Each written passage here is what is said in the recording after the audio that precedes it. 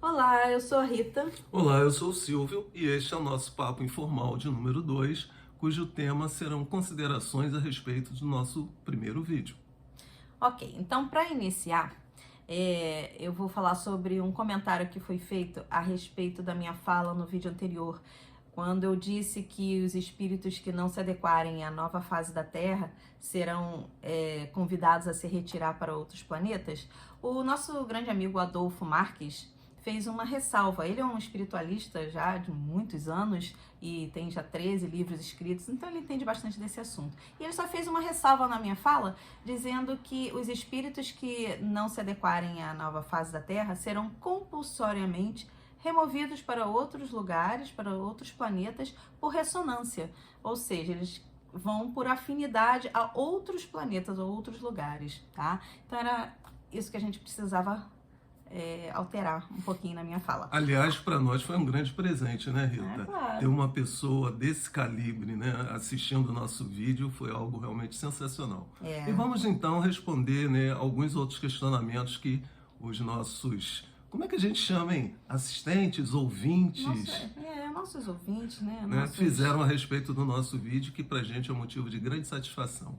Então, a primeira consideração que a gente deve fazer é em relação a este comentário, de que nós, a humanidade, né, ainda estamos muito arraigados aos bens materiais, a esses bens transitórios. E depois que Jesus nos trouxe essa mensagem a mensagem sobre os bens celestiais que são eternos, como é que a gente ainda consegue, já passaram-se mais de 2000 anos, como é que a gente ainda está tão preso, tão apegado à matéria?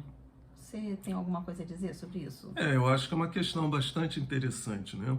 Nós temos talvez dois aspectos a considerar em relação a essa questão. Um dos aspectos que eu vejo é o fato de que uma parcela da humanidade é ainda extremamente materialista. É uma parcela que acredita que você morre e que tudo termina no túmulo. E isso, de certa forma, né, complica para que essas pessoas possam pensar em termos da eternidade, né? Um dos grandes mestres da humanidade, que foi Jesus, veio nos trazer a ideia da boa nova, dizendo que nós deveríamos privilegiar os tesouros terrestres e o que celestes, né? E o que isso significa? Que deveríamos, como diz a lei, amar a Deus sobre todas as coisas e ao próximo como a nós mesmos. Mas acontece que, enquanto humanidade, nós ainda não conseguimos assimilar esse conceito. Estamos muito preocupados com a nossa sobrevivência, com o nosso dia a dia, com as nossas lutas de poder. Mas eu acredito que é uma questão de momento. E como nós estamos na fase, né, de mudança de consciência do planeta, muitos dentro dessa nossa humanidade certamente irão aderir a essa ideia dos tesouros celestes. E esses tesouros celestes seriam o que exatamente? As nossas virtudes? Com certeza seriam as nossas virtudes, porque nós, como espiritualistas, acreditamos que a única coisa que nós levamos quando morremos e que voltamos a reencarnar, porque a existência de fato é eterna, são exatamente todo esse nosso aprendizado. Nossas experiências. Sim, né? a questão da nossa fraternidade, do nosso amor ao próximo, ou seja, uma vida onde cada um de nós se considera parte de Deus e respeita o Deus que existe no outro. Então eu acredito que o culto dos tesouros celestes reside exatamente nessa forma de ética, vamos assim dizer, né? Onde eu me respeito e eu respeito o outro que está diante de mim. Então, nossas virtudes são muito importantes, porque um carro, uma casa, a gente não vai levar. Agora, tudo que a gente aprende aqui, a gente leva, né? O nosso espírito vai crescendo, né? Com todas essas experiências. É essa forma da gente fazer com que a luz de Deus que há dentro de nós, né, nos faça ascender, né? Tá certo. Rumo às estrelas, rumo ao cosmos, rumo a sermos co-criadores, né, com a divindade. Agora você mencionou aí a ética, né? E ética faz parte, né, da segunda consideração. Uma amiga colocou, né, perguntou qual era a diferença entre a ética moral superior e a ética moral vigente aqui na nossa sociedade. Bom, eu entendo que não há assim uma diferença na ética da nossa sociedade e da ética superior no sentido da palavra, da ética. O que seria uma ética, né? Então, ética e moral, em poucas palavras, porque isso é um tema vastíssimo, né? Em poucas palavras, a gente poderia dizer que a moral seriam os costumes, né? A nossa cultura. E a ética é a forma como você vai se comportar perante essas leis, essas regras que nós criamos aqui. Então, nós temos as regras terrestres e existem as regras universais, as regras divinas. Na verdade, você não acha que a regra deveria ser uma só? O homem deveria ser norteado exatamente pelas regras celestes, né? Sim, a gente deveria ser norteado pelas regras celestes, mas a gente precisa também de regras aqui no mundo material. Agora, essas regras é que podem ser feitas de acordo com a regra, com a ética divina, né? Seria, talvez, né, a redução dos 2 mandamentos, né? Amarás o Senhor teu Deus sobre todas as coisas e amarás ao próximo como a ti mesmo. Então, se em todas as nossas atitudes nós tivéssemos em consideração esses 2 nortes, com toda certeza o mundo seria de uma outra forma e as nossas relações seriam muito mais fraternas, sem conflitos, sem guerras, sem lutas de poder, você não acha? Eu acho. Então, eu acho que o que está diferenciando aqui, na verdade, é o nosso comportamento, a nossa ética. Estamos agindo eticamente? Quando a gente quebra uma regrazinha, né, às vezes a gente pensa que é uma coisinha muito pequenininha, mas não é. Por exemplo, vou fazer um download de um programa, mas se eu for por esse caminho aqui, ele é gratuito, mas se eu for pelo outro, eu vou ter que pagar. A gente está quebrando uma regra, a gente não deixa de estar quebrando. Mas é uma coisinha boba. Mas são essas pequenas coisinhas que a gente vai acumulando e a gente vai agregando como certo, quando não é. Entendi. Quando não é certo. Então, começando dessas pequenas coisinhas, a gente acaba, né, quebrando regras maiores. Então, é importante que a gente se comporte eticamente, de acordo com a lei, de acordo com a regra. Então, não importa se é a lei terrestre ou a lei celeste, a gente precisa se encaixar na lei. Entendi. Então, agir eticamente, tanto faz se nas leis terrestres ou nas leis celestes, é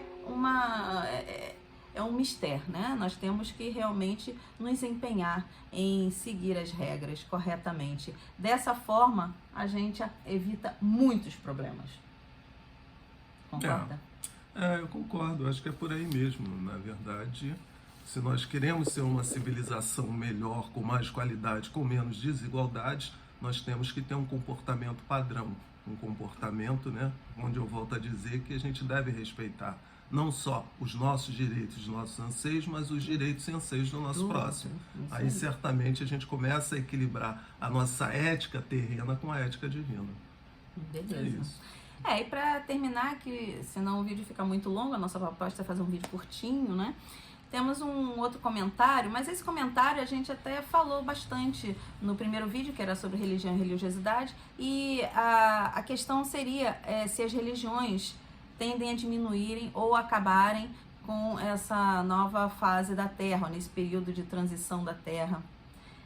Eu acredito que, como eu falei da outra vez, né, que as religiões vão acabar ficando assim, meio sem utilidade, quando a gente já conseguir realmente se ligar a Deus ou às energias superiores, sem nenhum intermediário, sem nenhum amuleto, sem nada, sem nenhum instrumento externo, né?